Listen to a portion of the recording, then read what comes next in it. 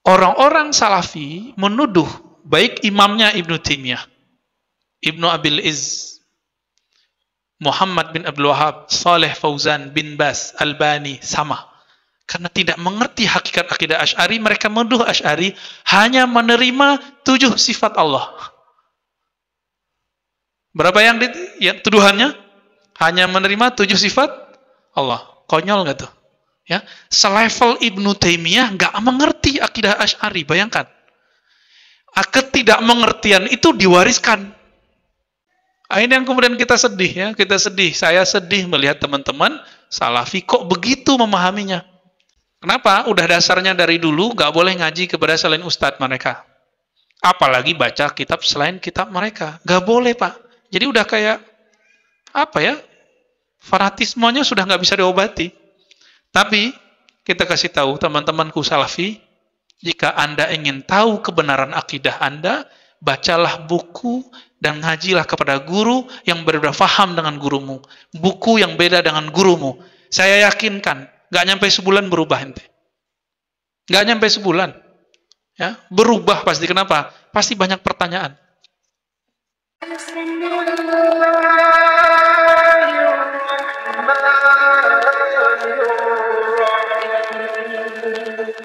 Assalamualaikum warahmatullahi wabarakatuh. Alhamdulillah rabbil alamin. Hamdal hamidin, hamdal mustaghfirin. Asyhadu an la ilaha illallah wa asyhadu anna Muhammadan abduhu wa rasuluh. Allahumma salli wa sallim wa barik ala sayyidina Muhammadin al-Fatih lima ughliqa wal khatim lima sabaq. Nasiril haqqi bil haqqi wal hadi ila siratal mustaqim. Wa ala alihi haqqa qadrihi wa miqdarihi al-azim. Bismillahilladzi la yadurru ma'a ismihi syai'un fil ardi wala fis samaa'i as-sami'ul 'alim. Bismillahilladzi la yadurru ma'a ismihi syai'un fil ardi wala fis samaa'i as-sami'ul 'alim. Bismillahilladzi la yadurru ma'a ismihi syai'un fil ardi wala fis samaa'i as-sami'ul 'alim. Allahumma inna na'udzubika min syarri anfusina wa min syarri ghairina wa min syarri ma na'lamu wa min syarri ma la na'lam innaka anta 'alamul ghuyub wa nas'aluka al-khaira kullahu ma 'alimna wa la na'lamu wa na'udzubika min syarri kulli ma 'alimna wa la na'lamu innaka anta 'alamul ghuyub wa la haula wa la quwwata illa billah. Baik, Bapak Ibu, saudara makan Allah. Kayak mau perang aja tadi imam kita ya. Tenang aja Pak, ya. Masih banyak ulama kita. Iya. Alhamdulillah kita kembali di Masjid Al-Isra sesuai namanya. Tadi saya di Isra juga ya. Ternyata lebih enak di Isra Pak daripada nyetir sendiri. Semoga masih fit karena hari ini agak melelahkan bagi saya. Nanti diajak canda aja kalau saya agak capek ya. Kita sampai ke pembahasan yang kedua, membedah kitab Syekh Ali Jum'ah Hafizahullah. Beliau mufti Mesir yang lama, sekarang yang jadi mufti di Darul Ifta itu murid-muridnya semua. Dulu Darul Ifta kayak MUI, nggak punya dana Pak. Beliau yang danain. Ya, beliau punya link dan beliau punya kemampuan finansial. Luar biasa, Syekh Ali Jum'ah. Dan karena beliau lumayan kritis terhadap teman-teman kita Salafi, orang Salafi bencinya bukan main kepada Syekh Ali Jum'ah. Saya tidak pernah membenci Salafi, walaupun Salafi mungkin benci saya. Kalau kita mengkritik Salafi bukan dalam rangka kebencian, itu hanya raddun ilmi, ya, kritik keilmuan, selesai.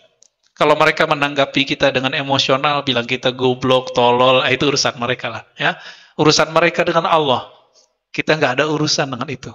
Jadi Bapak Ibu jangan khawatir, teman-teman yang melakukan Allah, jangan terpancing kalau di grup-grup, ya, grup WA, di komen-komentar di YouTube untuk membalas saya tidak ridho. Antum gak usah layani. Ya, kalau mau balas dengan yang ilmiah. Kalau mereka bilang goblok, kita gak usah bilang goblok. Ya, mereka bilang tolol, kita gak usah bilang tolol. Ya, kenapa? Air putih, kalau ada teko, ada gelas, isinya putih, keluarnya putih. Dalamnya WC Pak, keluarnya WC. Dalamnya kebun binatang, keluar nanti kebun binatang. Mau begitu. Kita ngaji begini, niatnya bukan mau mengeraskan kolbu, bukan menodai jiwa. Kita ngaji begini untuk memperkuat keyakinan kita dan akidah yang kita sudah warisi dari ulama terdahulu yang sanadnya kepada ulama salaf lebih sahih. Ya, cuma itu, ya. Maka orang yang berniat begini, wajahnya akan bercahaya. Dia bahagia terus. Nggak ada kegalauan di wajahnya. Nggak ada kebencian gitu, Pak. Nggak ada mata yang sadis, yang sinis, nggak ada. Santai aja, ya. Di halaman 27 di buku terjemahan, tadi saya bacanya yang Arabnya. Ya, yang Arabnya judulnya Intiqasul Asy'ariyah. Ya. Apa arti intiqas? Intiqas artinya menghina, merendahkan. Jadi salah satu karakter dari salafi, jadi nggak sah orang itu salafi, atau nggak akan ketemu salafi, kecuali dia punya karakter yang kedua ini.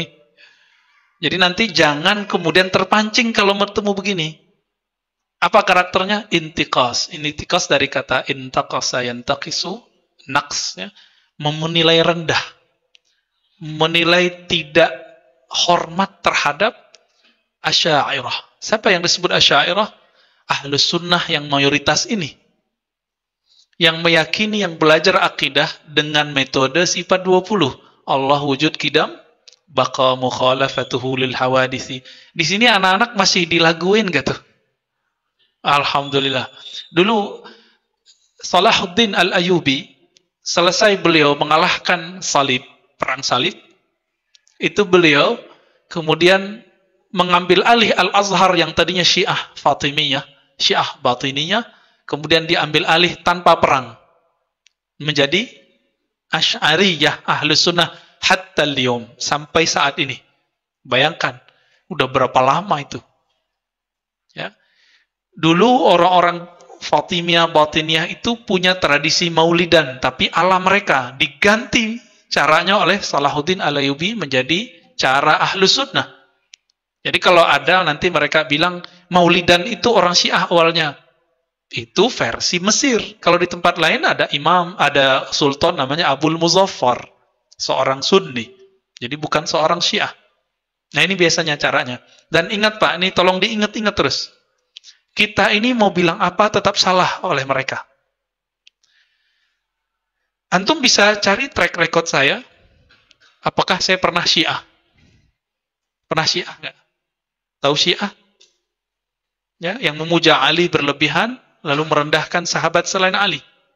Nggak ada. Tapi mereka tuduh kita Syiah. Karena udah nggak ada hujjah. Ya. Lalu ketika mereka cari, loh, kajian-kajian saya daurah Ahlus Sunnah. Ya, ada Ahlus Sunnah, bingung juga dia. Loh, yang benar yang mana? Syiah apa Ahlus Sunnah? Mereka ganti istilahnya. Ar-Razi liberal. Ya, kita mah senyum aja ya. Yang ngamuk-ngamuk teman-teman kita yang ikut daurah Ahlus Sunnah. Ya, saya senyum-senyum aja, nggak ada masalah. Saya dituduh begitu, mereka sama aja kalau lagi transfer amal pahalanya kepada kita. Makanya saya bahagia aja, Pak. Nggak ada sedih-sedih, nggak ada terpuruk.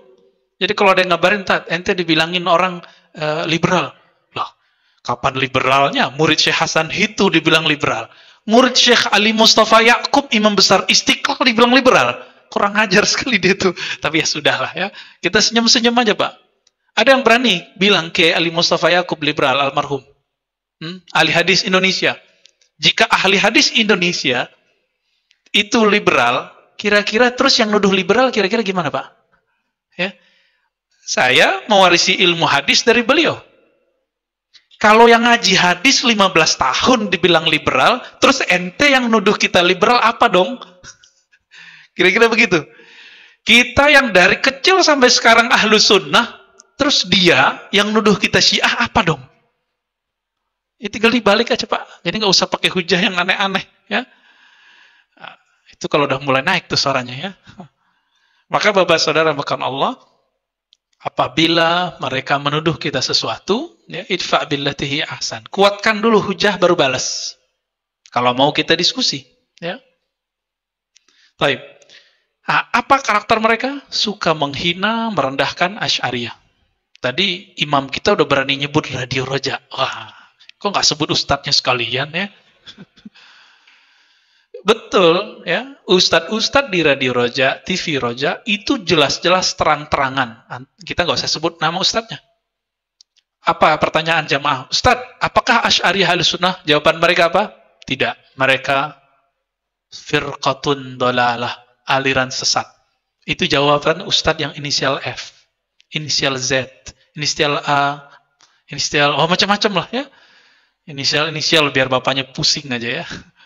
Mereka bilang kita ini sesat. Kita cek dulu. Imamnya ngomong apa ya? Nah, ini kan di sini disebutkan pembelaan sebenarnya. Nah, sebelum masuk ke pembelaan, kita masuk dulu ke Ibnu Taimiyah. Ibnu Taimiyah bilang apa terhadap Asy'ariyah? Kata Ibnu Taimiyah, Asy'ariyah itu banyak beberapa redaksi. Jadi Ibnu Taimiyah nggak konsisten nyebut Asy'ariyah.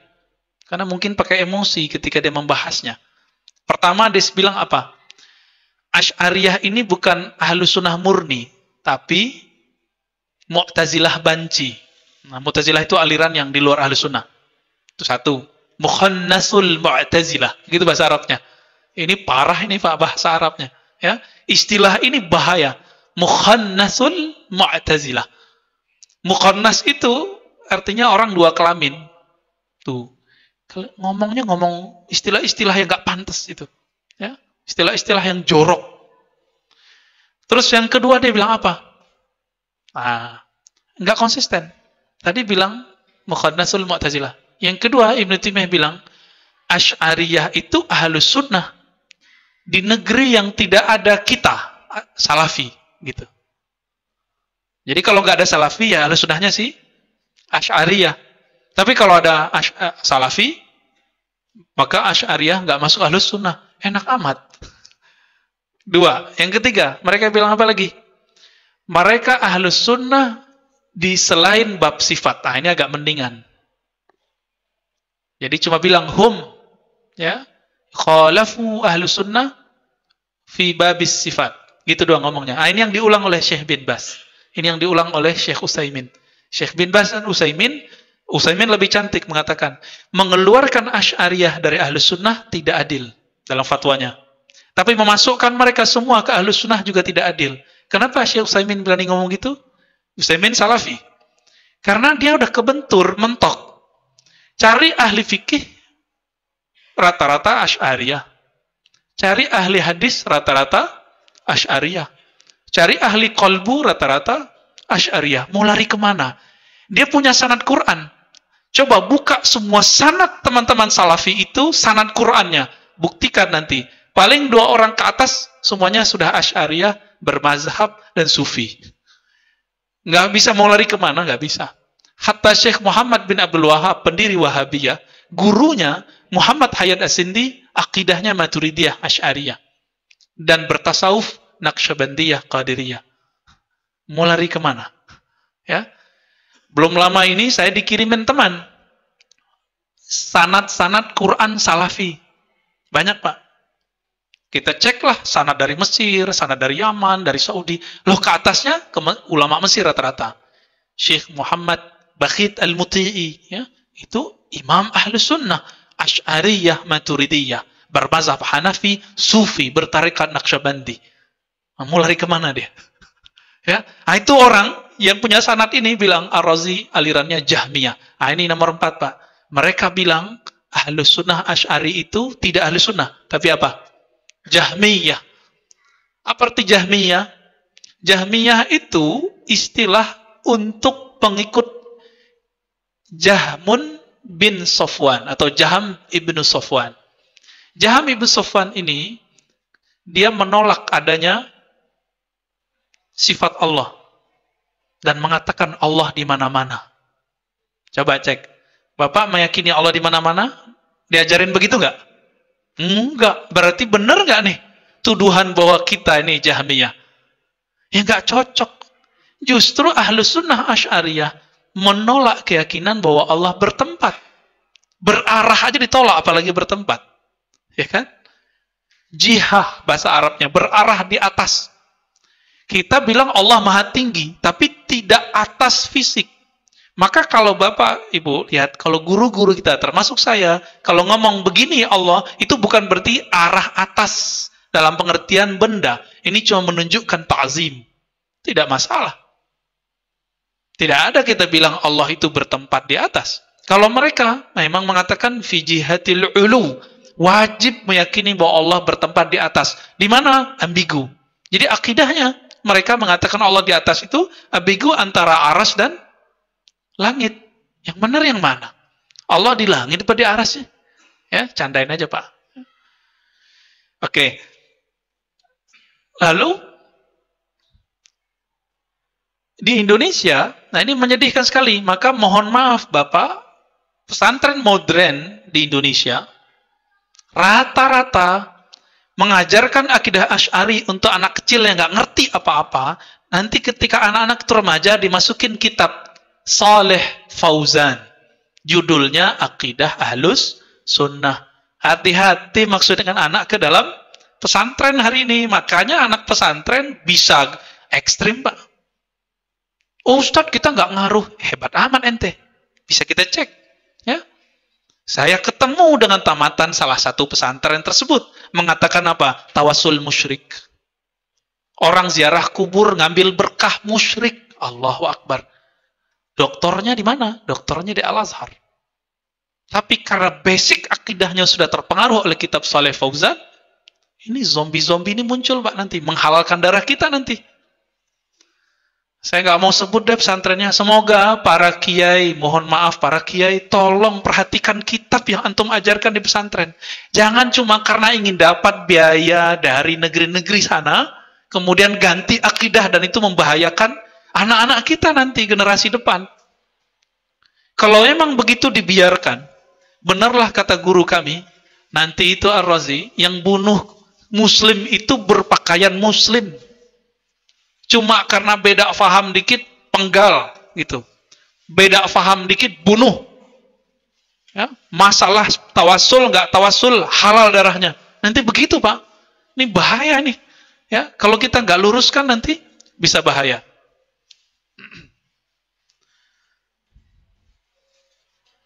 Nah, selesai dulu, Pak.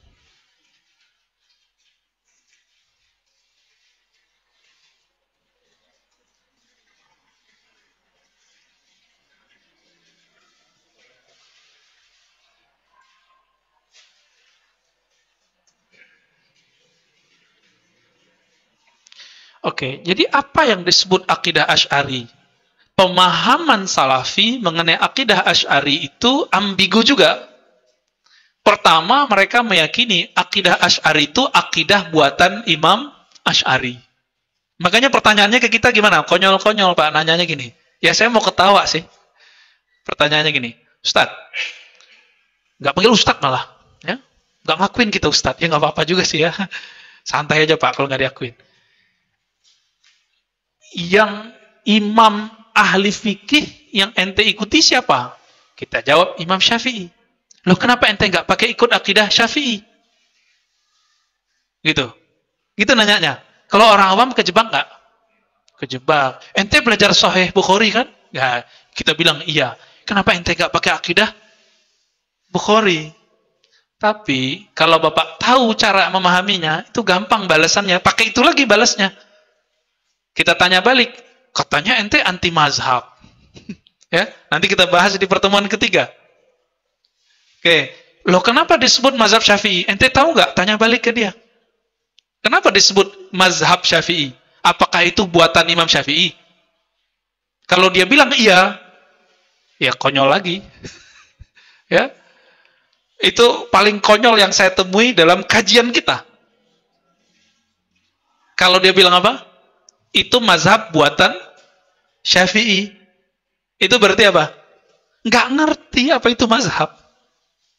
Jadi apa arti mazhab? Mazhab itu kumpulan imam terhadap riwayat-riwayat yang mereka kumpulkan dari Nabi SAW lewat guru-guru mereka. Karena yang mengumpulkan itu Imam Syafi'i, disebutlah mazhab Syafi'i. Sama. Hadis Sahih Bukhari. Emang buatan Imam Bukhari? Saya mau tanya nih. Hadis Sahih Bukhari. Emang buatan Bukhari? Enggak. Terus buatan siapa? Buatan Nabi. Terus kenapa disebut Sahih Bukhari? Karena Imam Bukhari lah yang mengumpulkannya. Itu yang disebut mazhab Syafi'i. karena Imam Syafi'i lah yang mengumpulkannya. Sama nanti Thariqat Naqsyabandi, Thariqat Alawi itu bukan buatan Imam Bahauddin Naqsyabandi atau buatan Sa'adah Alawiyah, bukan. Tapi itu kumpulan riwayat-riwayat yang berkaitan dengan ilmu zikir dan ilmu qalbu oleh imam-imam itu dari Nabi sallallahu alaihi wasallam. Mudah toh? Ya. Kalau dia nggak terima juga nggak bisa. Ya udah, ente punya sanad Quran nggak? Punya. Berapa qiraat yang ente kuasai? 7. Oke. Sebutin qiraat yang ente pakai. Dia pasti bilang, apa qiraat yang kita pakai di Indonesia? Atau yang di Mekah? Hafaz. Riwayat Hafaz dari Asim. Namanya qiraah Asim. Pertanyaannya, itu Quran, qiraah Asim, emang buatan Imam Asim?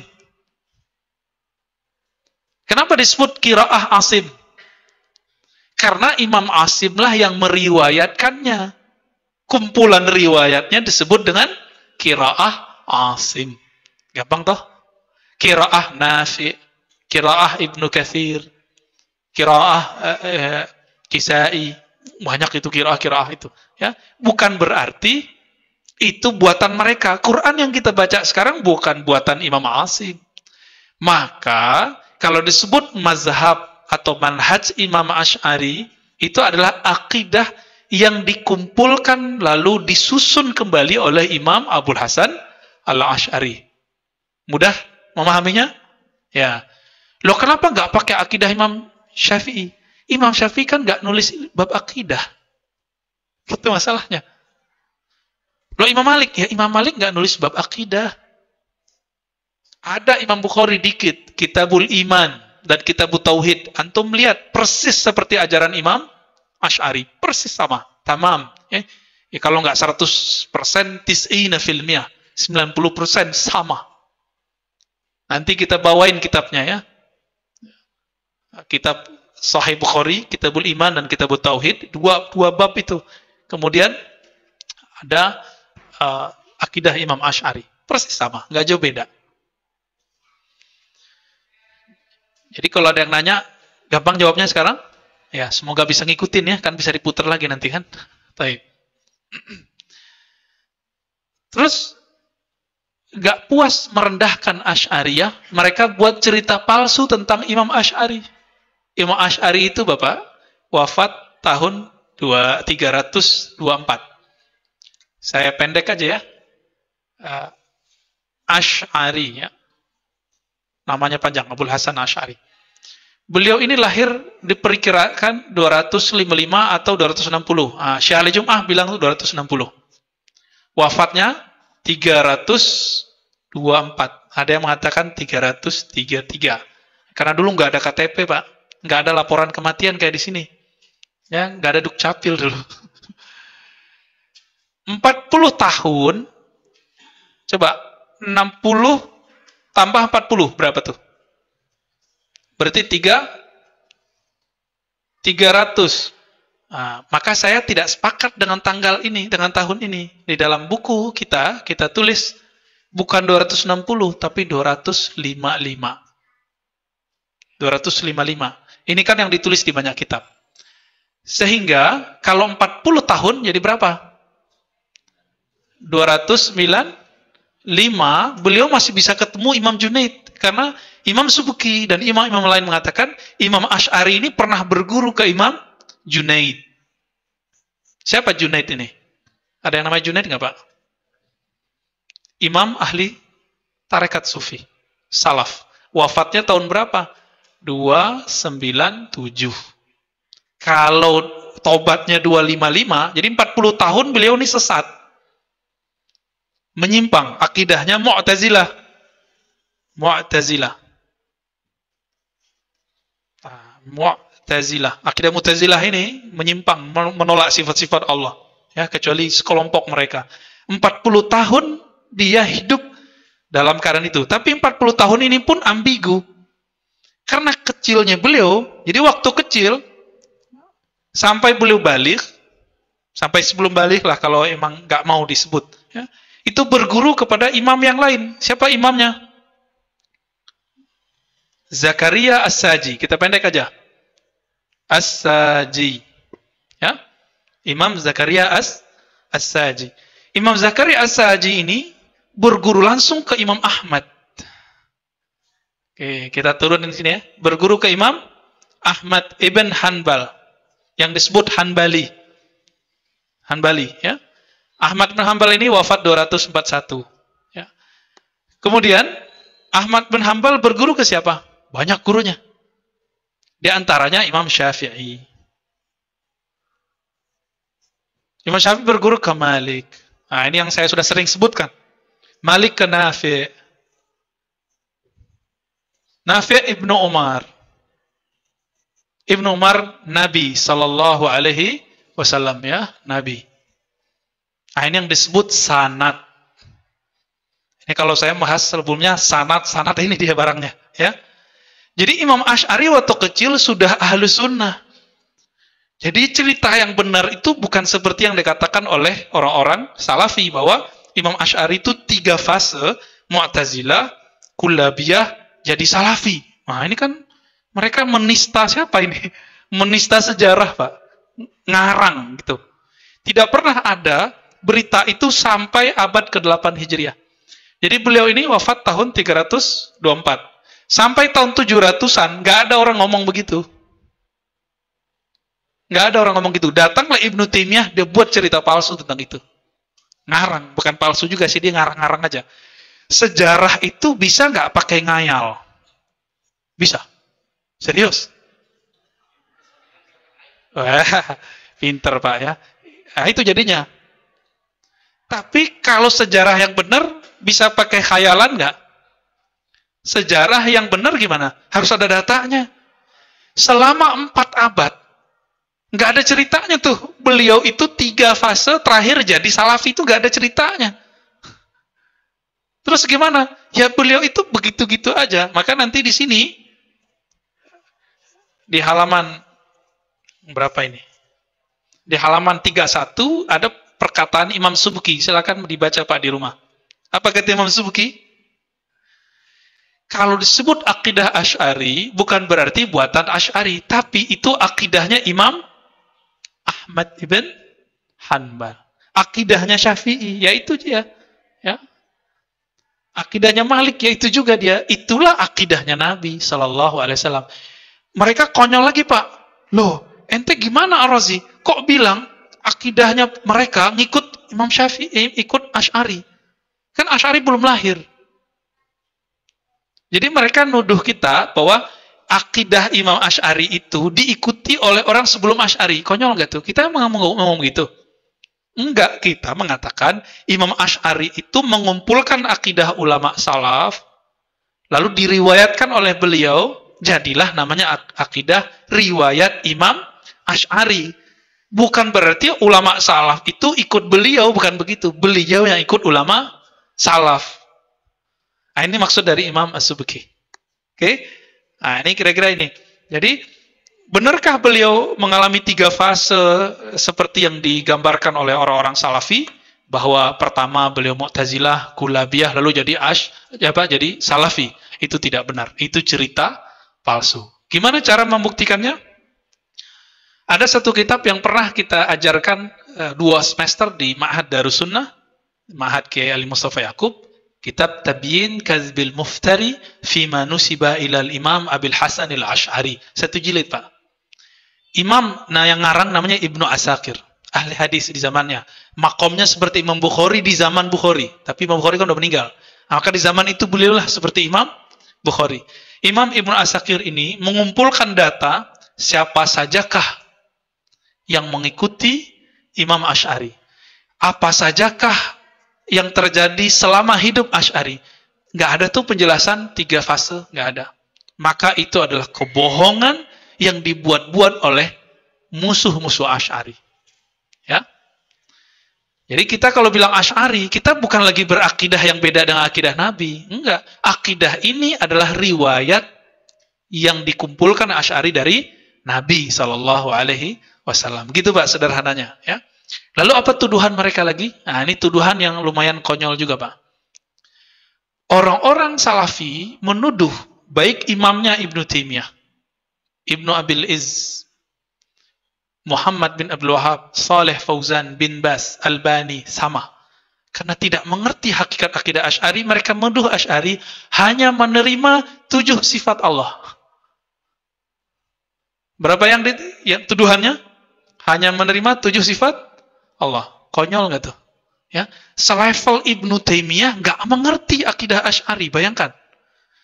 Ketidakmengertian itu diwariskan. Itu bahasa halus ya Pak, mau bahasa kasarnya.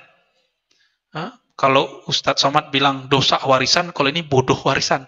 Tapi nggak usah dipakai Pak istilah itu. Kita pakai istilah ketidakmengertian itu. Nah, ini diksi yang saya gunakan. Walaupun Bapak sudah tahu maksud saya ya. Ketidakmengertian ini diwariskan. Jadi yang warisan nggak genetik sama duit sama harta doang Pak ya. Orang kurang paham juga diwariskan, nggak pahamnya itu. Kacau nggak ntar tuh? Nah, kekacauan ini turun-temurun begitu sampai sekarang. Nah, ini yang kemudian kita sedih ya, kita sedih. Saya sedih melihat teman-teman Salafi kok begitu memahaminya. Coba tanya, di sini Ustadz ngajarin akidah siapa Ustadz? Habib Ges, alhamdulillah. Itu memang dia bidangnya itu. Habib Ges udah megang. Habib Ges itu hafal matan-matan unik dalam ilmu akidah. Aqidatul Awam, Jauhar Tauhid, itu hafal dia Pak. Jadi kalau mumpung Habib Ges dekat sini, betul-betul ditarik aja Pak sini ya. Tarik aja sini, nggak mau jemput gitu.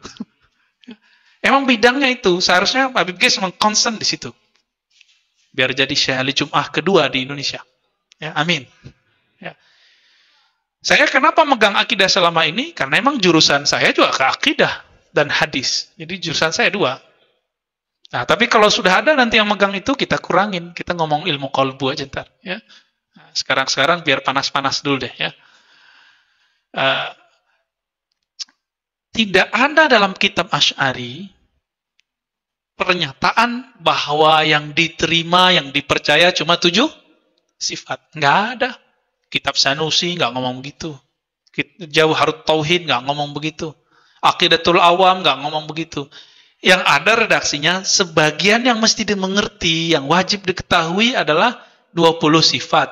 Yang wajib 20 sifat mustahil, lalu 1 yang jaiz. Itu ada, tapi belakangan. Kalau dulu nggak dihitung.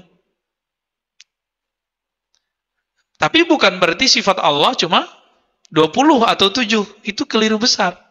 Maka mereka wajib melihat satu kitab, judulnya Al-I'tiqad. Ya. Karya Imam Al-Baihaqi, imam ahli hadis. Al-I'tiqad. Itu kumpulan Pak, ayat hadis, ayat hadis, ayat hadis, lalu penjelasan akliyahnya, ayat hadis, penjelasan nakliyahnya, lengkap di situ. Mereka punya ustadz, punya ulama di sana. Namanya Hawali apa siapa ya? Apa kata dia? Kalau ente buka kitab-kitab Asy'ariyah, ente nggak ketemu di situ 1 ayat pun atau 1 hadis pun. Ini penghinaan nggak? Ya, Safar Hawali, kemudian Abdurrahman Ad-Dimashqi. 2 orang ini menuduh Asy'ari sedemikian rupa.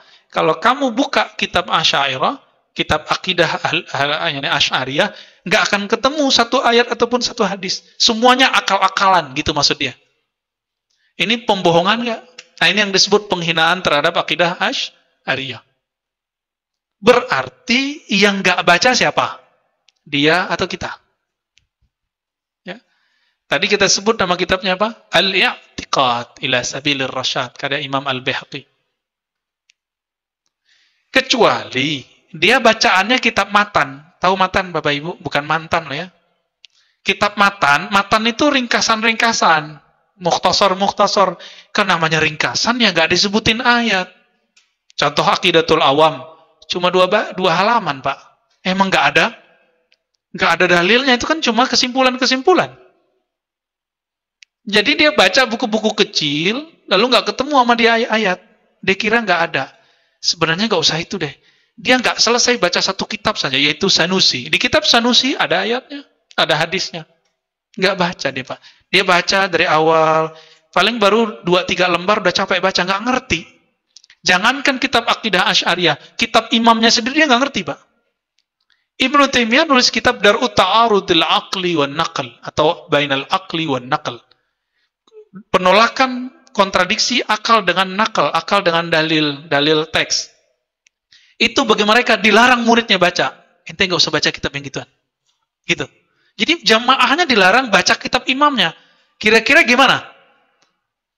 Selama-lamanya ketidakmengertian itu abadi. Nah, inilah masalahnya. Kita jangankan kitab imam kita, imamnya dia aja kita selesai kok bacanya. Ya. Akidah Wasithiyah kita baca, Isfahaniyah kita baca, ya, Al-Wasithiyah kita baca. Usulul Salasah kita bawa tauhidnya, Muhammad Wahab kita baca, Saleh Fauzan nulis kita baca. Ibnu Abil Is 2 kali khatam, Mbak. Setebel ini kitabnya, 2 kali khatam, nggak percaya, kita baca lagi. Itu khatam sama guru kita, yang nggak baca sendiri. Nah, itu kejadian dan sama salah persepsi semua. Hampir semua begitu. Ada satu ustadz juga ya, Salafi di Pekanbaru dengan fasihnya ngomong Asy'ari nggak terima ayat apa sifat-sifat Allah kecuali hanya 7. Tuh. Diwariskan. Kekonyolan itu kok diwariskan? Ini aneh ini. Orang mewarisin harta gitu, kecerdasan, genetik ya. Ini malah yang mewariskan ketidakmengertian ini ya. Dan mereka nggak mau perbaiki. Kenapa? Udah dasarnya dari dulu nggak boleh ngaji kepada selain ustadz mereka. Apalagi baca kitab selain kitab mereka. Nggak boleh, Pak. Jadi udah kayak apa ya? Fanatismenya sudah nggak bisa diobati. Tapi kita kasih tahu teman-temanku Salafi, jika Anda ingin tahu kebenaran akidah Anda, bacalah buku dan ngajilah kepada guru yang berbeda faham dengan gurumu. Buku yang beda dengan gurumu. Saya yakinkan nggak nyampe sebulan berubah ente. Nggak nyampe sebulan. Ya, berubah pasti. Kenapa? Pasti banyak pertanyaan. Baik. Nah, suatu kali Imam Ibn Rushd, imam bermazhab Malikiyah di Andalus, ditanya mengenai hukum mencaci, merendahkan Asy'ariyah. Apa kata beliau? Mereka wajib dimintai tobat. Ya. Tapi di sini bahasanya agak dahsyat, Pak. Halaman 35. Tidak akan ada yang paling bawah yang berkeyakinan bahwa mereka berada dalam kesesatan kecuali orang dungu dan bodoh atau ahli bid'ah yang menyimpang. Jadi kata Ibnu Rushd, yang meyakini bahwa Asy'ariyah itu sesat hanyalah orang dungu. Tuh, bukan saya ngomong, Pak ya. Dungu dan bodoh gitu. Waduh, serem amat bahasanya. Atau ahli bid'ah yang menyimpang dari kebenaran. Tuh, 3 gelarnya Ibnu Rushd terhadap orang yang mengatakan Asy'ariyah sesat. Gimana tuh kira-kira, Pak? Kita dari tadi menghindari kalimat ini, Pak. Tapi muncul kalimat ini dalam kitab. Jadi sekelas Imam Ibnu Rushd menganggap pengingkar terhadap ajaran Asy'ariyah itu dungu, bodoh, ahli bid'ah. Bahkan menyebut jika mencaci mereka, mencaci kan hukumnya fasik. Ya, kecuali orang fasik. Jadi tidak ada yang mencaci mereka kecuali orang yang fasik, nggak mengerti. Nah, ini bahasa-bahasa beliau. Nah, saya tidak menggunakan bahasa itu, saya cuma akan mengatakan la yazummul asy'ari wal asy'ariyah illa man la ya'rif bihaqiqatihi. Itu bahasa halusnya. Tidaklah menghujat Asy'ariyah, menyesatkan Asy'ariyah kecuali orang yang tidak mengerti hakikat Asy'ariyah. Gitu aja. Kita nggak mau pakai uslub-uslub metode-metode yang tadi. Capek ya, buang-buang energi. Baik. Yang paling menakjubkan nanti di kajian Asy'ariyah itu adalah seperti yang saya katakan tadi. Imam-imam yang menguasai ilmu-ilmu keislaman hampir semuanya Asy'ariyah ataupun Maturidiyah. Ini yang paling mengagumkan. Nanti Bapak coba lihat, ini halaman 43 sampai ke belakang. Ya. Di sini disebutkan yang gede-gede aja 19, ya. Tapi 19 sudah kebawa semua tuh dah. Kan Salafi sekarang ngaku akidah mereka akidah ahli hadis, benar nggak? Benar? Akidah sunnah, ustadz sunnah. Ya udahlah, pakailah istilah itu. Kita nggak akan merebut istilah itu. Ya, kita punya istilah sendiri. Ahlus sunnah wal jamaah, dipendek as wajah. Ya, jadi kita nggak akan ngambil-ngambil istilah mereka. Kita sudah punya istilah ini dan dapat ijazah dari guru kita, istilah seperti ini. Jadi nggak perlu dibuat-buat, nggak perlu branding-branding, nggak perlu sebutan sekolah sunnah, nggak perlu Pak. Nanti ada tukang cukur sunnah lagi. Ya, sudah ada kali ya. Bekam sunnah, bekam ya sunnah, masa bekam nggak sunnah? Baik. Siapa saja yang disebut? Yang pertama Imam Ibnu Hibban. Imam Ibnu Hibban ini, Bapak saudara makan Allah, kitab sahih itu tidak hanya Bukhari dan Muslim. Ada banyak kitab sahih.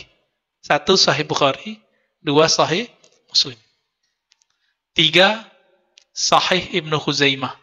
Nah, tapi Ibnu Khuzaimah ini kan meninggal sebelum Imam Asy'ari dikenal sebagai imam. Maka kita nggak masukin. Ada sahih yang keempat, sahih Ibnu Hibban. Judulnya apa? Sahih Ibnu Hibban. Alhamdulillah kita punya kitabnya. Ya. Yang kelima ada sahih, judulnya Al-Mustadrak ala Sahihain karya Imam Al-Hakim. Judulnya apa? Al-Mustadrak ala Sahihain. Sayangnya 2 kitab yang terakhir ini belum diterjemah. Semoga nanti ada yang terjemah. 2 imam terakhir ini hidup setelah Imam Asy'ari dan mereka berakidah dengan akidah Imam Asy'ari. Imam yang nomor 2 terakhir yaitu Ibnu Hibban itu diusir oleh kelompok ekstremis dari kalangan, dulu disebutnya kelompok musyabbihah, ya, kelompok yang menyerupakan Allah atau mujassimah, dari kampungnya sendiri. Kampungnya sendiri di Busti, ya, daerah Persia di sana. Beliau diusir dari kampungnya karena kampungnya waktu dia tinggal itu kemudian dikuasai oleh orang-orang ini. Jadi kalau kita membiarkan masjid kita, nanti kita diusir, Pak. Ya, bisa diusir kita nanti. Nah, ini bukan nakut-nakutin, emang menakutkan, ya. Emang menakutkan, maka jangan biarkan celah ini diisi. MRBJ, Masjid Raya Bintaro 9. MRBJ, Masjid Raya Bintaro Jaya, ya, 9. Itu mereka berani bentak Said Agil Munawar, Pak. Guru kita semua. Said, Habib itu. Coba beliau kan nggak pakai gelar-gelar Habib, ya. Itu semua dokter-dokter di Indonesia yang sekolah di IAIN UIN itu muridnya semua. Karena beliau lah yang bangun pasca sarjana kemana-mana. Itu beliau yang bangun. Bang, di mana-mana itu muridnya semua. Itu dibentak, Pak. Padahal beliau ini S1 Madinah, S2 Mekah, S3 Mekah. Kurang apa coba? Ya, ternyata beliau cerita ke kita. Tahu nggak ente? Kami dulu, kalau mau maulidan, harus dulu masuk ke kebun kurma dulu. Kalau ketahuan ma'askar dibubarin. Nah, jadi yang bubarin beda lagi. Jadi di Imam Ibnu Hibban. Ya, Ibnu Hibban, Imam ahli hadis, nggak ada yang mengingkarinya. Cuma sayang, beliau diusir di zamannya karena di kitabnya judulnya Al-Majruhin, jadi beliau punya kitab As-Siqat, lalu ada Al-Majruhin, daftar orang-orang yang bermasalah. Muqaddimahnya menyebutkan Maha Suci Allah dari arah. Arah kemana? Arah atas, bawah, kiri, kanan, depan, belakang. Karena judul ini, karena muqaddimah ini, beliau kemudian diusir oleh kelompok yang ekstrim. Indonesia masih aman sih Pak, ya. Cuma kalau udah kena akidah begini, wah gawat ya. Sudah gawat. Jangan sampai. Masjid kita di kampung-kampung, di komplek-komplek mana, biasanya masih terbuka. Mereka mau minjem masjid, kita pinjemin. Ya, kita datang sama ustadznya, kita dengerin. Giliran ustadz kita datang, dia mau nggak dengerin? Nggak mau. Apa masalahnya? Oh, ternyata punya doktrin. Tidak boleh mendengarkan ahli bid'ah. Gitu. Itu doktrinnya sudah. Antum cari aja kitabnya kalau nggak percaya. Itu ustadznya yang di Bogor itu punya buku dan ditulis di footnote-nya. Jadi orang yang nggak jeli nggak tahu. Dia tulis seperti itu. Kalau kita kan nggak. Kenapa? Karena imam kita, Imam Bukhari, berguru tidak hanya kepada ahli sunnah, juga berguru ke Syiah, juga berguru ke Qadariyah, berguru kepada orang-orang yang disebut ahlul irja, ya. Tapi tidak mengambil akidahnya, cuma mengambil riwayatnya yang baik. Ini yang disebut ambil yang baik, buang yang buruk. Gitu, nggak masalah sebenarnya. Imam kedua yang disebut di sini adalah Imam Daruqutni. Nah, Daruqutni ini satu-satunya imam yang paling berani di halaman 44 ya, mengkritisi Imam Bukhari. Jadi yang sampai level Bukhari cuma Daruqutni, tapi kemudian Imam Daruqutni dikritik orang lagi. Hanya level-level orang hebat yang bisa mengerti kelemahan Bukhari, dan itu terbaca oleh Imam Daruqutni, tapi terbantahkan lagi. Nah, Imam Daruqutni ini beliau ngajar di Baghdad. Ngajar di Baghdad, ya. Datanglah temannya ahli hadis, penghafal Sahih Bukhari, yang Sahih Bukhari itu dikritik sama Daruqutni. Bukan berarti Daruqutni membuang Sahih Bukhari. Dia hafal Pak Sahih Bukhari.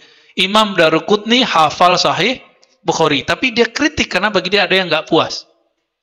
Temannya yang penghafal Sahih Bukhari namanya Abu Zar al-Harawi dari kota Hera, sekarang masuk ke Afghanistan bagian barat. Udah deket-deket dengan Iran hari ini, di bawah Uzbek, Pak. Itu kota ahli hadis, Abu Zar al-Harawi. Kalau sahabat Nabi, Abu Zar al-Ghifari. Ketika Imam Abu Zar al-Harawi ini bertemu Imam Daruqutni, Imam Daruqutni bilang, ayo saya ajak ke Imam Sunnah, qami'ul bid'ah, penghancur bid'ah. Wow, begitu bahasanya.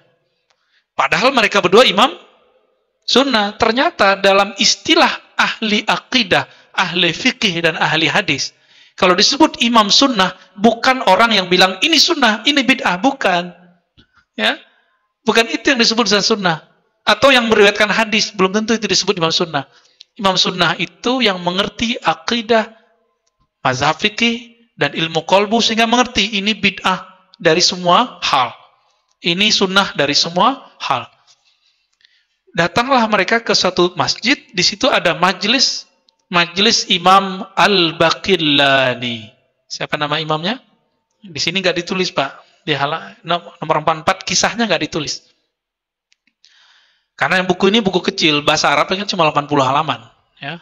Ini diterjemah kok bisa jadi 200-an. Gimana ceritanya tuh? Ya maklum, biar gampang dibaca.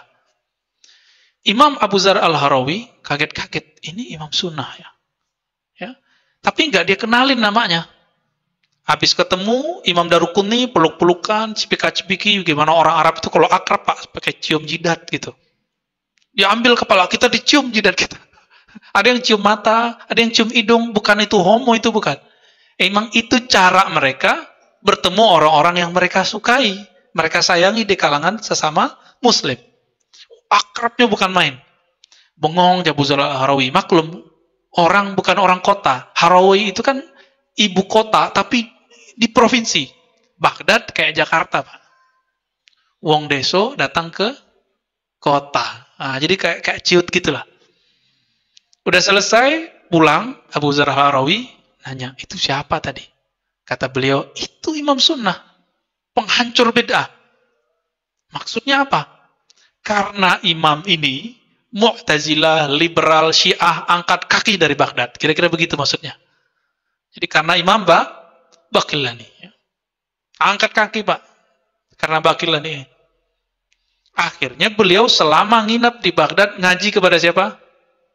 Imam Baqillani. Ngaji ilmu akidah. Jadi Sahih Bukhari yang dia baca itu nggak bertentangan dengan akidah Imam Asy'ari. Lalu dia minta izin kepada Daruqutni dan Baqillani untuk melanjutkan perjalanan mau haji. Jadi dulu orang kalau pergi haji, setiap mampir satu kota ngaji dulu sama ulamanya. Makanya pada pinter-pinter, Pak. Sekarang mohon maaf nih Pak Haji ya. Pak Haji langsung ditaruh, dijatuhin di Mekah, Madinah, di Riyadh, Jeddah, Riyadh kejauhan. Makanya sampai sekarang taunya Bismillahirrahmanirrahim, sadaqallahul azim. Ya mohon maaf, 40 hari doang mau dapat apa? 40 hari kalau Bapak ngerti bahasa Arab, bisa banyak dapat ilmu di sana. Tapi kalau nggak bisa, nah ini problemnya sekarang. Jadi Pak Haji sekarang emang beda dengan Pak Haji zaman Dulu Pak Haji Abu Zal Al-Harawi mau calon haji, ilmunya udah ngelewatin Pak Haji. Sampai dah di kota Mekah. Namanya orang udah manis ilmunya. Kalau ilmu udah manis, semut datang nggak? Datang, Pak. Nggak bisa sembunyi, orang tahu. Ini kayaknya bukan orang sembarangan nih. Dia colek-colek keluar hadis, colek-colek keluar hadis. Akhirnya ditanya, ente siapa? Abu Dzar Al-Harawi. Ternyata namanya sudah sampai di Mekah. Didaulatlah untuk ngajar hadis selama di Mekah. Ngajilah orang Maroko, orang Yaman, orang Mesir kepada beliau, orang Syam, dari mana-mana. Dari situlah beliau mengajarkan Sahih Bukhari, mengajarkan akidah Asy'ari bersamaan. Apa kata ulama ahli sejarah? Dari ahli hadis penghafal Sahih Bukhari inilah menyebar akidah Asy'ariyah ke Maroko, ke seluruh penjuru Islam. Dari beliau. Enggak terpisah Pak Sahih Bukhari sama Asy'ari, enggak terpisah.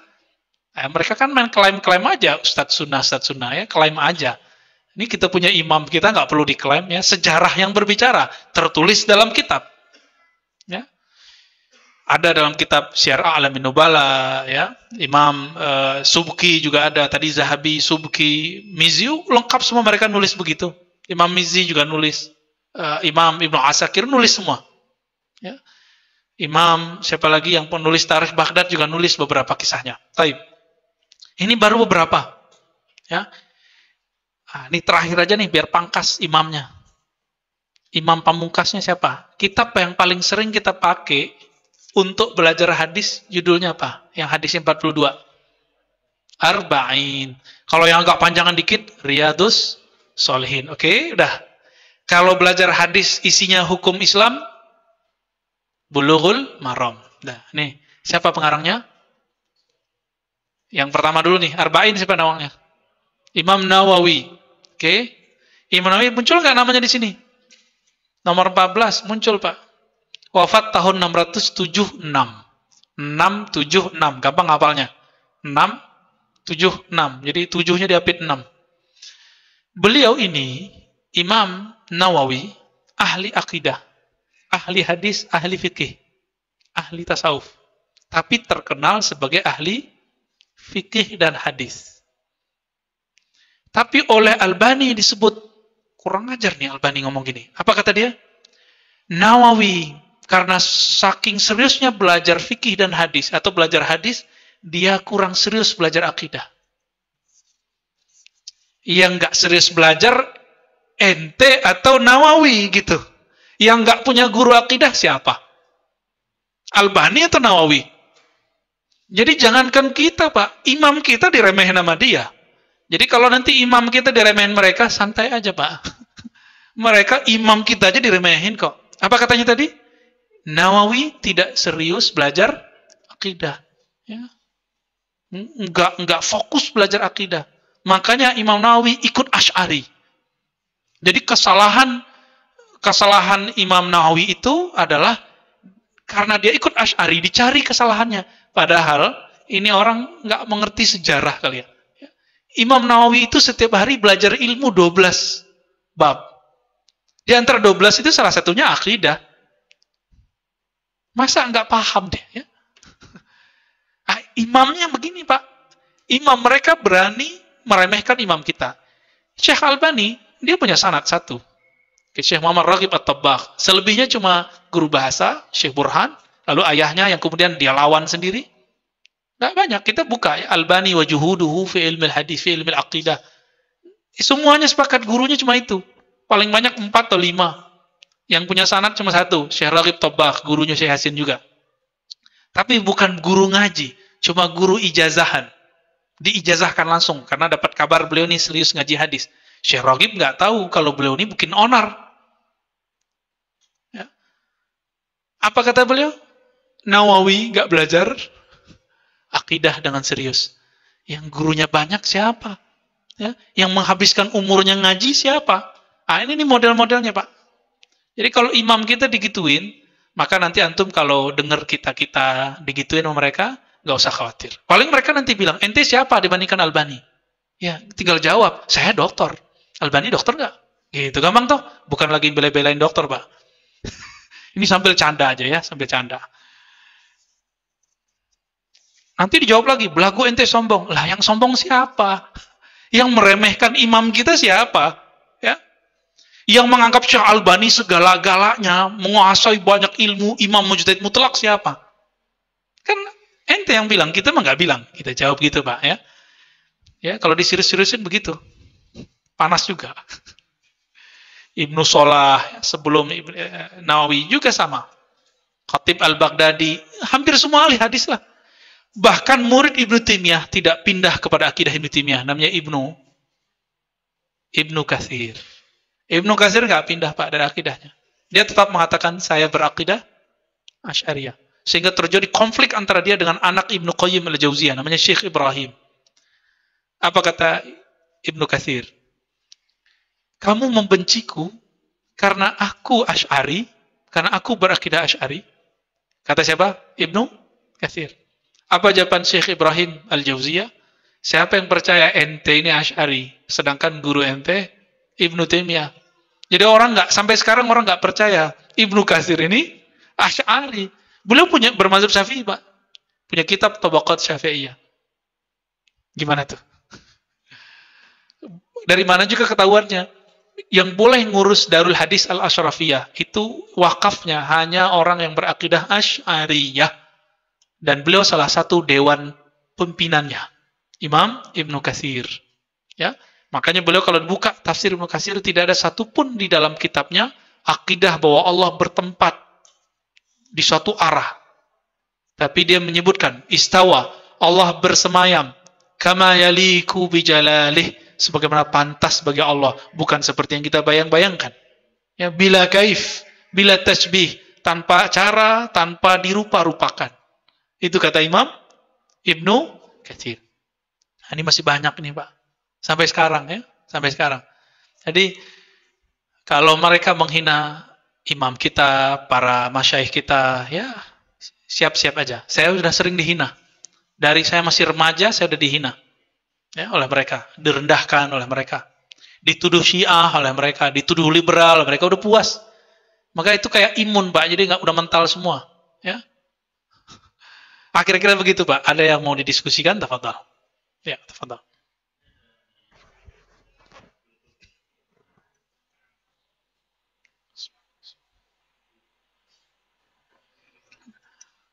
Belum bersanad ya, Pak. Belum hidup dia.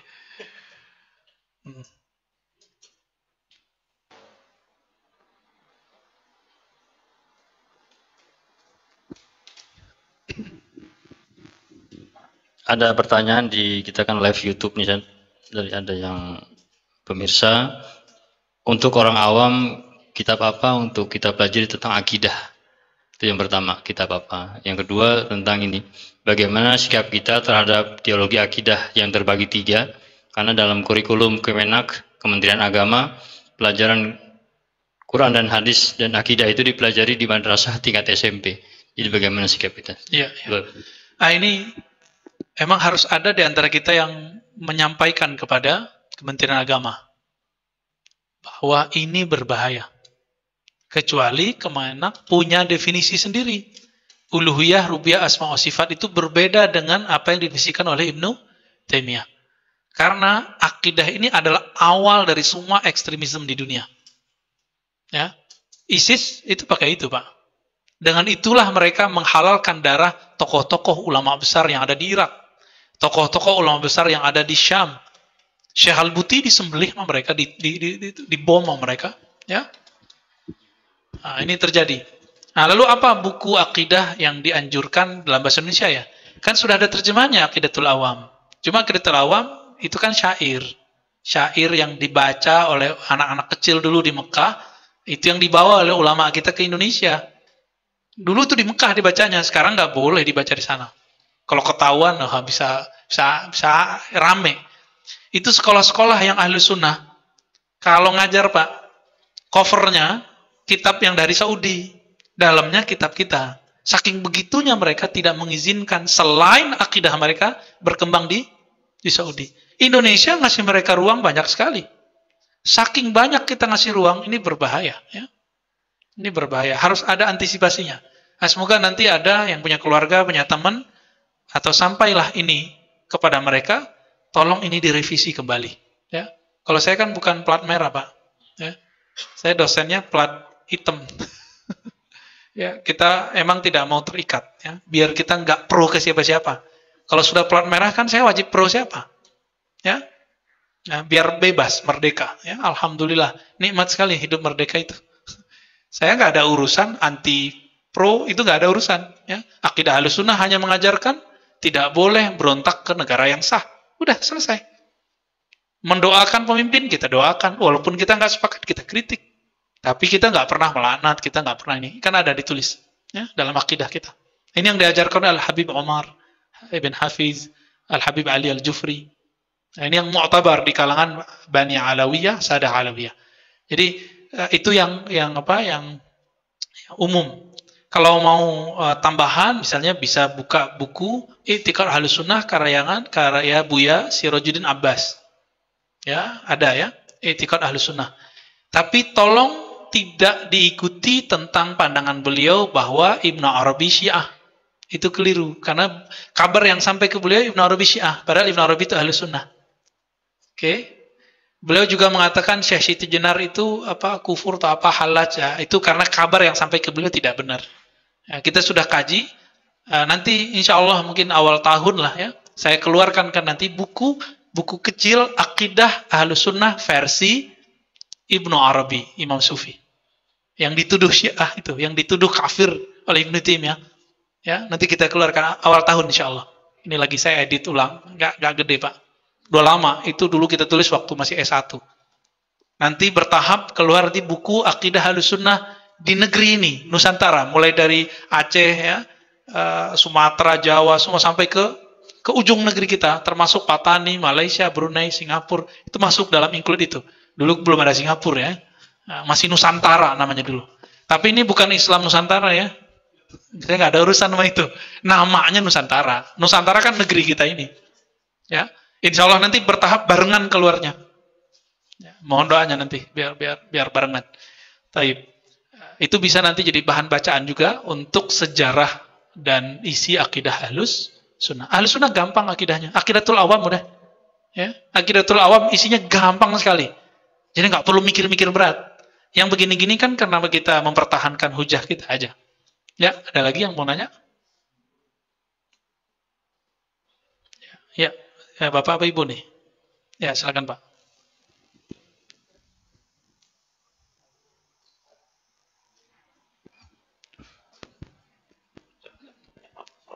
Assalamualaikum. Pakai mic Pak. Ya. Pakai mic Pak. Oke. Dalam keseharian saya pernah gitu ya, yang saya yakini imam saya itu beda mazhab dengan saya. Imam sholat maksudnya? Iya, imam sholat. Iya. Suaranya jadi horor gitu ya? Iya. Tayyib. Okay. Saya berada di barisan makmum, tapi saya tidak berniat sebagai makmum. Itu gimana hukumnya, Ustaz? Sholatnya sah, tapi tidak dapat keutamaan berjamaah. Iya. Oke. Jadi orang yang jadi makmum, tapi tidak mengikuti imam. Bahkan berniat keluar dari gerakan imam, dia dapat gugur kewajiban sholat, tapi tidak dapat fadilah berjamaah. Berjamaah itu apa? Ju'ilal imam liyu'tamma bih. Hadis ini sahih. Imam dijadikan supaya untuk diikuti gerakannya. Imam kunut, kita kunut aja walaupun kita nggak berkunut. Walaupun kita tahu dia nggak semazhab dengan kita. Ya. Nggak ngaruh. Imam Syafi'i ketika sholat di masjid yang di situ adalah sampingnya ada komplek kuburan Imam Abu Hanifah, beliau nggak kunut. Nggak kunut di situ. Menghormati bahkan orang udah mati, Pak. Orangnya udah mati, dihormati oleh beliau. Itu Imam Salaf. Imam Syafi'i Salaf bukan? Tahun berapa lahirnya? 150. Wafatnya tahun berapa? 204. Salaf bukan? Ya salaf. Kalau nggak salaf, ya diapain ntar nih? Imam Salaf menghormati orang yang beda mazhab dengan dia. Yang di kitab Al-Um, kalau ada kritik, itu kritik ke Abu Hanifah, Pak. Nanti silakan buka. Saya kan pagi-pagi itu senangnya baca Al-Um salah satunya. Kitabnya ada 5 jilid dan yang cetakan paling murah. Cetakan mahalnya 10 jilidan. Itu kitab, kalau ada kritik terhadap imam, itu Imam Abu Hanifah yang dikritik. Atau Abu Yusuf muridnya. Atau Muhammad bin Hasan Syaibani. 3 imam ini yang dikritik. Hanafiyah semua, Pak. Tapi giliran dia sholat di masjid Imam Abu Hanifah, dia kunut nggak? Nggak. Orang mati dihormatin. Ini sekarang kita hidup, Pak. Kita nggak dihormatin mereka. Karena nggak ngerti salaf itu apa. Ya, salaf itu omong doang. Salaf. Nggak ada akhlak salaf dia warisi. Akhlak salaf ya begitu. Imam Ahmad pernahkah kemudian mengatakan Syafi'i ini ahli bid'ah? Karena Imam Ahmad mengatakan hadis kunut dhaif, Imam Syafi'i mengatakan hadis kunut sahih. Nggak pernah. Kenapa? Karena penilaian hadis bukan dari Nabi, tapi dari penelitian imam. Saya juga neliti hadis, Pak. Penelitian kita bisa beda-beda. Contoh, Imam Tirmizi bilang mengazankan bayi baru lahir, ya, itu hadisnya sahih. Kita teliti hadisnya dhaif. Cuma karena kita tahu diri, kita kemudian nggak bilang, wah kayaknya lebih pintar gua nih dari Imam Tirmizi. Enggak. Kita kemudian skip, jangan-jangan aku yang salah. Saya ikut Imam Tirmizi aja. Gitu. Ya. Gitu, Pak, ya. Ya, tafadhol. Mohon dijelaskan tentang tingkatan daripada akidah itu seperti apa. Terima kasih. Assalamualaikum warahmatullahi wabarakatuh. Tingkatan atau pembagian? Ya. Yang mana, Pak? Ya, dua-duanya. Oh, itu beda, Pak. Kalau tingkatan ada akidah awam, ada akidah intelektual, ada akidah antara intelektual dan ahli kolbu, ada akidah ahli kolbu, itu beda. Itu tingkatan. Akidah awam, nah itu yang dipelajari akidatul awam. Ini yang diajarkan oleh Habib Qais, ya, hafizahullah. Ada akidah intelektual, itu ilmu kalam namanya. Kalau orang udah mulai mikirin, bayang-bayangin Allah bertempat, ini dia belajar kalam wajib. Jadi kapan ilmu kalam wajib diajarkan? Kalau kekacauan tentang Allah bertempat, itu sudah mulai berkembang di kalangan masyarakat. Wajib, Pak, belajar kalam. Siapa yang ngomong gitu? Imam Ghazali. Karena ilmu kalam itu obat. Mengobati kejahilan dalam akidah. Oke? Terus yang ketiga, antara ahli akidah, ahli kalam dengan ahli kolbu. Ini transisi. Ini biasanya orang-orang yang belajar tarekat tasawuf, tarekat sufi, tapi belum mateng. Ya, lalu dia nulis-nulis sendiri, dia paham-pahami sendiri. Akhirnya kalau orang ngaji sama dia antara bingung dan enggak. Tapi enak gitu, asik. Naik lagi yang keempat, akidah ahli kolbu. Kalau ahli kolbu, inilah hakikat akidah Nabi Sallallahu Alaihi Wasallam. Sebenarnya semua ini usaha untuk mewarisi akidah Nabi Sallallahu Alaihi Wasallam. Tapi yang paling nikmat itu yang keempat. Akidah itu bukan teori, tapi rasa. Di keempat ini debat udah hilang. Kalau kamu yakin kepada Allah, jalani, gitu aja, Pak. Ya, yakin Allah dekat, coba rasakan dekatnya Allah gimana. Begitu kalau dalam yang keempat itu.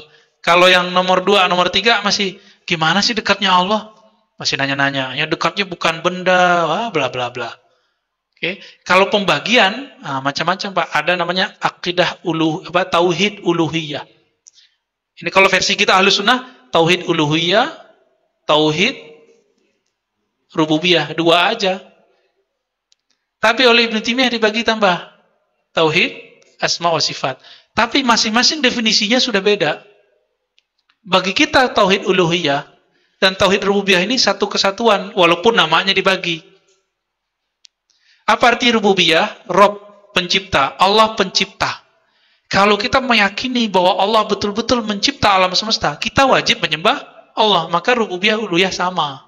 Ya, jadi nggak usah dipisah-pisah. Nama istilahnya aja yang dibedakan.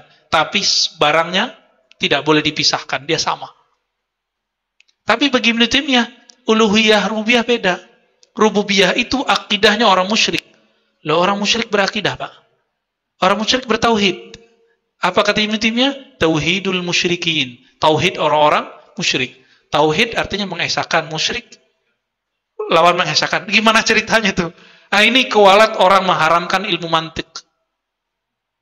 Ibnu Taimiyah mengharamkan ilmu mantik. Dia tulis kitab Ar-Raddu 'alal Mantiqiyyin. Kritik terhadap ahli mantik ya, kualat dia. Ya, akhirnya mantik itu kan untuk menjaga kalau nulis, kalau ngomong nggak amburadur. Ini jadi amburadur dia. Tauhid al-musyrikin, nggak kacau tuh Pak. Nah, bagi kita nggak ada istilah begitu. Musyrik nggak ada tauhidnya. Oh, dalilnya ada di Quran kata Ibnu Taimiyah. Surat Luqman, "Wala in sa'altahum man khalaqas samawati wal ard la yaqulunna Allah." Kalau engkau bertanya kepada mereka, siapa pencipta langit dan bumi? Mereka mengatakan Allah. Ini tauhidnya musyrik. Loh, bukan. Ini bukan tauhidnya musyrik. Mereka belum bertauhid di situ. Itu kan walain, seandainya. Buktinya nggak ditanya kok mereka. Mereka nyembah berhala. Itu kan walain. Ya, pengandaian itu. Oke, cukup. Ya, silakan Ibu.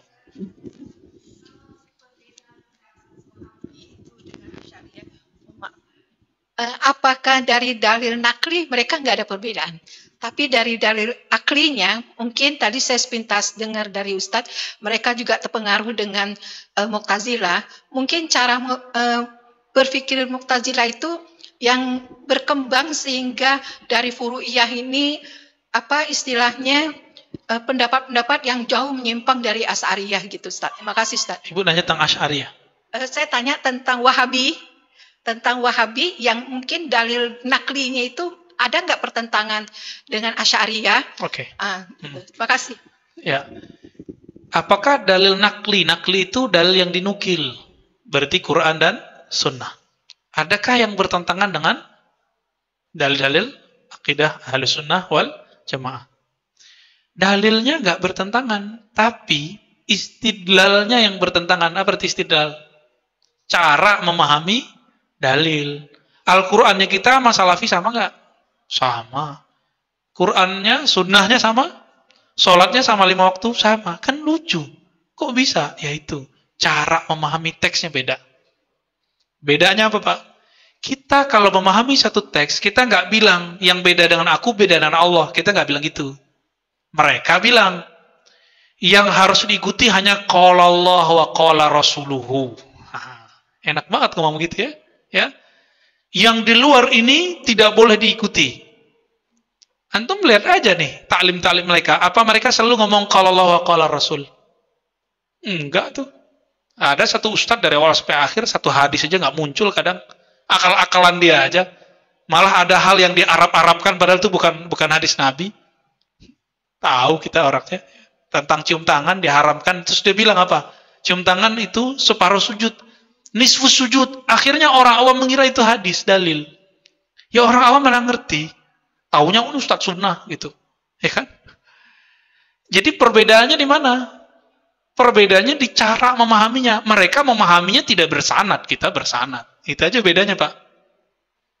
Kita bersanad kepada imam kita dalam memahami satu teks. Mereka enggak. Langsung saja ke Quran, langsung saja ke sunnah. Enggak perlu pakai imam. Jadi enggak pakai sanad dia.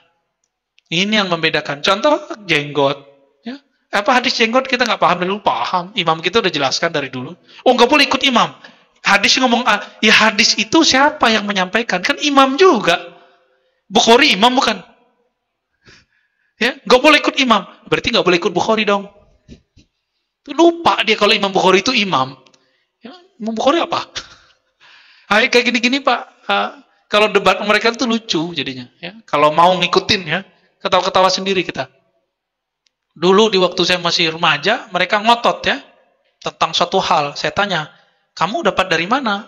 Oh, saya dapat dari kitab ini, kitab itu. Saya tanya, kamu baca nggak kitab Imam Ibnu Hibban? Oh, saya baca. Anak nggak sekolah, cuma tak sekolah SD, ngaku baca kitab Ibnu Hibban. Saya aja belinya waktu S2, Pak.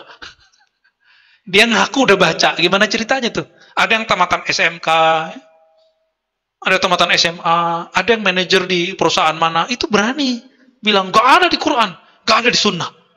Lah kita yang bertahun-tahun ngaji ini gak berani ngomong begitu. Dia berani ngomong gitu. Ini bahayanya. Perbedaan kita dengan mereka, kalau kita memahami satu teks, kita gak klaim ini paling benar. Kita cuma bilang, semoga ini mendekati kebenaran. Kalau mereka bilang apa? Yang beda dengan ini, beda dengan Allah, beda dengan Rasulullah. Loh, kalau beda dengan Allah dan Rasul, gimana ceritanya tuh? Kafir nggak tuh? Kafir, Pak. Nah, ini yang mereka nggak sadari, ya. Jadi perbedaannya di cara memahami dalil, Bu. Kenapa berbeda? Karena mereka tidak mengandalkan imam, kita mengandalkan imam sebagai sanad kita. Karena imam itulah nanti nasab ilmu. Sebagaimana Habib itu punya nasab ke bapaknya, maka ilmu ulama itu punya nasab dari gurunya. Baru sah disebut ulama, baru sah disebut ustadz sunnah. Kalau enggak ya ngaku-ngaku aja. Udah Pak ya, udah 46. Saya ngeliat jam terus ini. Semoga kajian ini bisa jadi memperkuat kita, bukan untuk mendebat mereka. Jadi kalau tadi saya mengandai ente, kamu itu cuma ngajak Bapak berdialog dalam diri sendiri, supaya nanti nggak usah dipraktekkan dulu, di sini aja prakteknya. Ya, jadi nanti tolong jangan diniatkan berdebat. Niatkan, ya Allah, saya ingin memantapkan apa yang saya yakini. Semoga Allah meridhoi apa yang kita lakukan. Allah ampuni kesalahan lisan, zallatul lisan. Allahumma ja'alna mimman ahabban nabiyya sallallahu alaihi wasallam. Ya Allah, jadikan kami orang mencintai nabimu, Nabi Muhammad sallallahu alaihi wasallam, mencintainya zahir dan batin. Allah marzuqna ittiba'ahu. Ya Allah, jadikan kami orang yang Engkau beri kekuatan mengikuti sunnah-sunnahnya. Allah tawaffana ala millatih. Ya Allah, wafatkan kami dalam akidah yang diajarkan Nabi kami, dalam keyakinan yang diwariskan oleh Nabi kami, Nabi Muhammad sallallahu alaihi wasallam. Wa akhiran ya Rabbana matti'na bi ru'yatihi fid darain. Ya Allah, kami meminta berikan kami kehormatan memandang wajah Nabi kami Muhammad sallallahu alaihi wasallam, bahkan di dunia ini, di saat kami wafat, bahkan nanti ketika kami di padang mahsyar. Amin ya rabbal alamin. Wassallallahu ala nabiyina Muhammad. Rabbana atina fid dunya hasanah wa fil akhirati hasanah wa qina adzabannar. Alhamdulillahi rabbil alamin. Assalamualaikum warahmatullahi wabarakatuh. الرحمن الرحيم